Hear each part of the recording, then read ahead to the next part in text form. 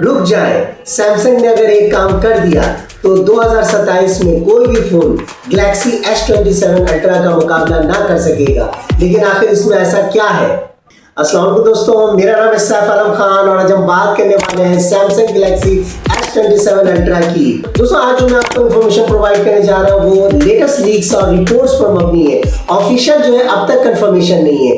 Reports के मुताबिक कहा जा रहा है कि सैमसंग गैलेक्सी S27 अल्ट्रा के अंदर जो है अप्रॉक्स जो है 6.9 इंचेस का जो है डायनेमिक 2x एमोलेड डिस्प्ले इसमें आपको मिलने जा रहा है। ये भी कहा जा रहा है कि इसके अंदर जो है आपको पहले से भी ज्यादा जो है ब्राइट स्क्रीन मिल सकती है। ठीक है, अगर हम परफॉर्मेंस की बात करते हैं तो इसमें आपको जो है नई फ्लैगशिप जो है स्नैपड्रैगन का चिप जो है वो एक्सपेक्टेड है, जिसके साथ जो है आपको एंड्रॉइड जो है 17 और One UI का विजन जो है वो आपको देखने को मिल सकता है। दोस्तों आपके लिए जो है बहुत बड़ा सरप्राइज ये भी हो सकता है कि 200 मेगापिक्सल का जो है AI पावर मेन कैमरा दिया जाएगा और इसके साथ साथ जो है आपको जो है बेटर जूम और मजीद शार्प जो है नाइट फोटोग्राफी और प्रो लेवल की वीडियो रिकॉर्डिंग भी आप इसमें देख पाओगे।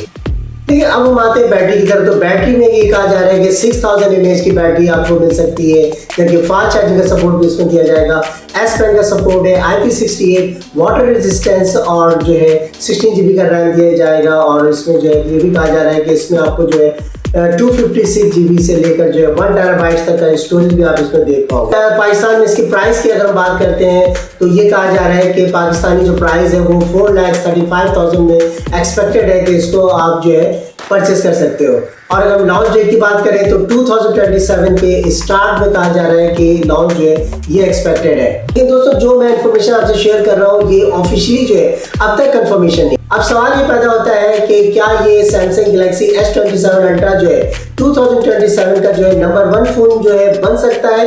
अपनी राय जो है कमेंट में जरूर मुझसे शेयर कीजिएगा और अगर मेरी वीडियो आपको अच्छी लगी है तो लाइक, शेयर और सब्सक्राइब करना मत भूलिएगा।